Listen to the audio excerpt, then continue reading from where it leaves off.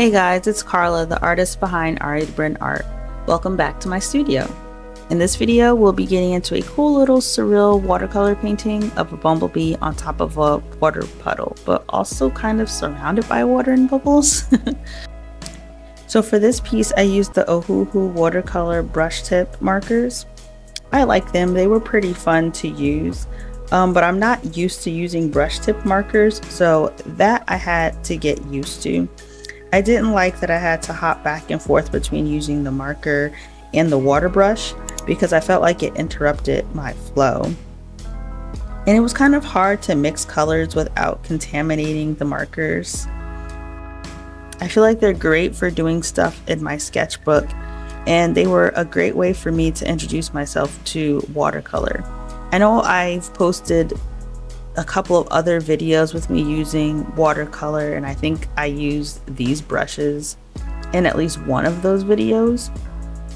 But watercolor always seemed daunting to me because I felt like I didn't have enough control over where the colors went. But with the markers, that wasn't a concern. You can kind of put the color where you want it, and then you activate the color with the water brush. The Ohuhu markers helped me get over that fear of watercolors kind of just spreading all over the place and doing whatever they wanted. And now I have a set of tubes of watercolor whenever I want to venture into that area of art.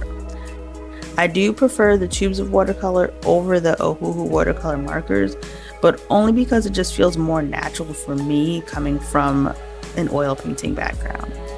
But like I said, I enjoy using them for adding color to things in my sketchbook. They are convenient to carry around. I have them all in a pencil pouch along with my pencils and erasers, and it conveniently fits in my work bag. So whenever I feel like working on some art on my lunch break at work, I have them all with me. I can also take them with me when I travel or when I'm headed to the coffee shop or park for an art date with friends. So they're really convenient. You don't have to worry about having a cup of water because you have the water brush. You have all your colors there. So they are really convenient and fun to use for sketching. I just don't prefer them for finished pieces.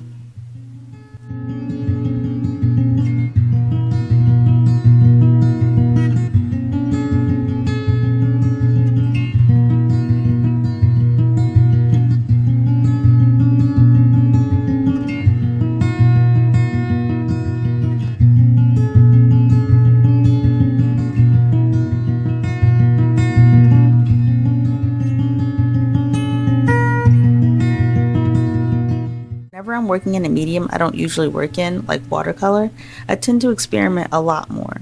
But there's a little twist to this painting. I used AI to generate the initial inspiration for this piece.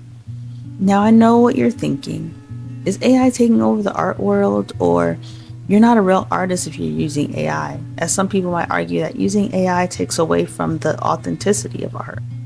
Maybe you even feel this is hurting other artists in some way. I know there's a lot of debate about it, but for me, it's just another tool in the artist's toolkit. Think about it. When you're looking for inspiration, you might spend hours scrolling through Pinterest, collecting images that resonate with you.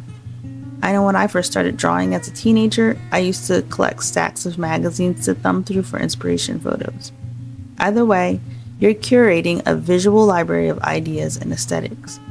Using AI to generate ideas for a painting is quite similar to how we've always gathered inspiration. AI is simply a faster, more targeted way to find visual stimuli. It can synthesize new images based on our prompts, blending styles, concepts, and colors in ways that might be unexpected and unique. It's like having a very creative assistant who can generate thousands of ideas in seconds. Think of AI as a digital muse. But the core idea is the same. We're using a tool to inspire and guide our artistic process. It's a tool that can help spark ideas, just like flipping through a magazine or scrolling through Pinterest. I view it as merging technology with human creativity, something that has been happening since the beginning of time. So, while AI is a modern twist, the essence remains unchanged.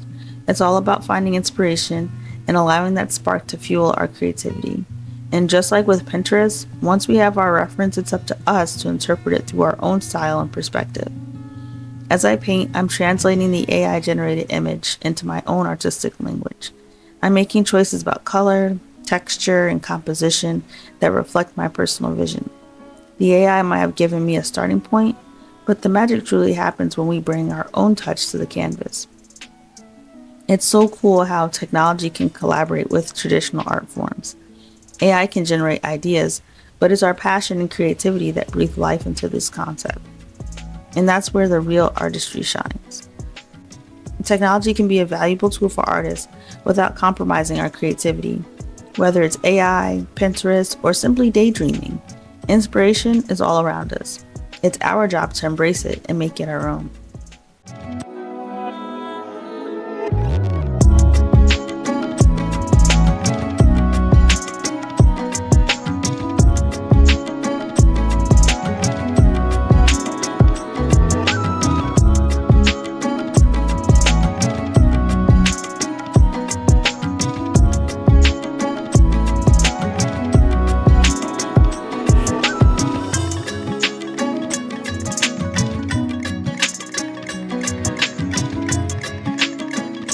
I was definitely able to move faster with the two. Watercolor.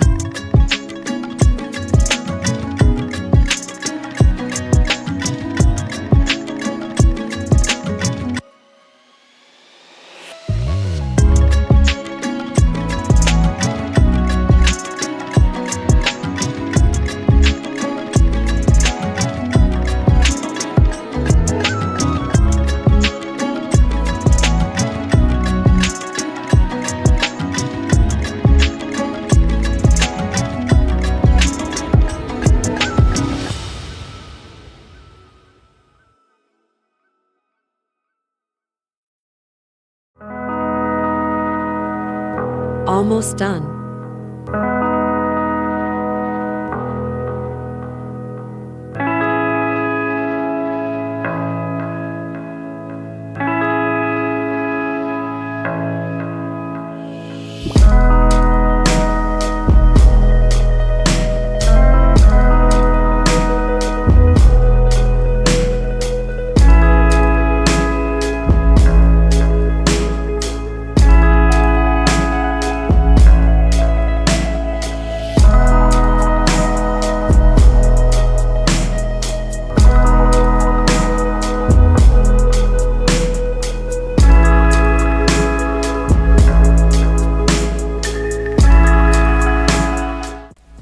Thank you for watching. If you enjoyed this video, don't forget to give it a thumbs up and subscribe.